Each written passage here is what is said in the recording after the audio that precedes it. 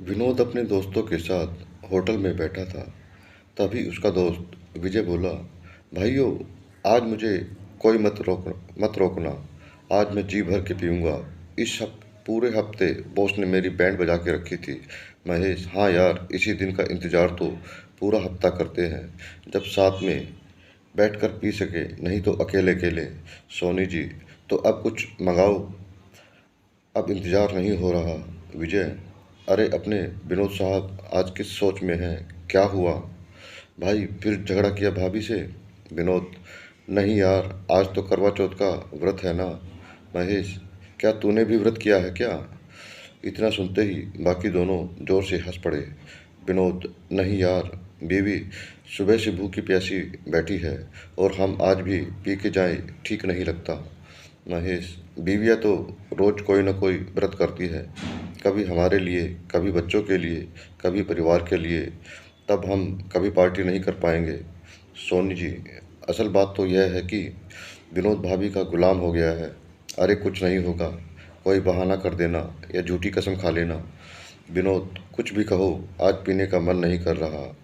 विजय, देख भाई, ऐसी बातें मत करो। आज के दिन सब मिले हैं, मूड बना है।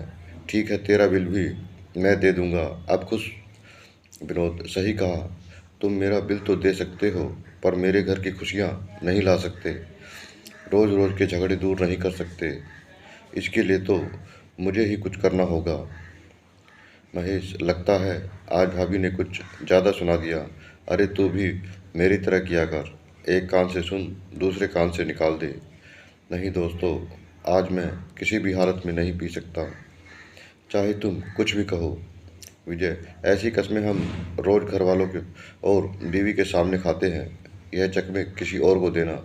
विनोद, जानता हूँ, लेकिन आज मुझे पता चला कि हमारी जीवन की लंबी उम्र के लिए हमारी पत्नी भूखी प्यासी बैठी रहती है, जबकि हम यह जहर पी रहे होते हैं।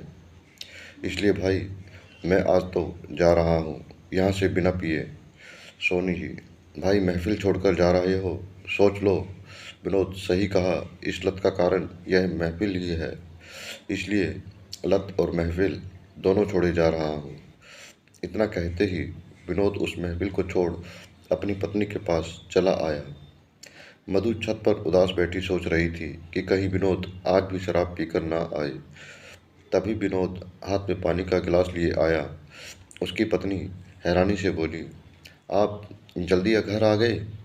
विनोद, नहीं मधु, देर हो गई, लेकिन तुम्हारे पास लौट आया अपनी महफिल छोड़कर।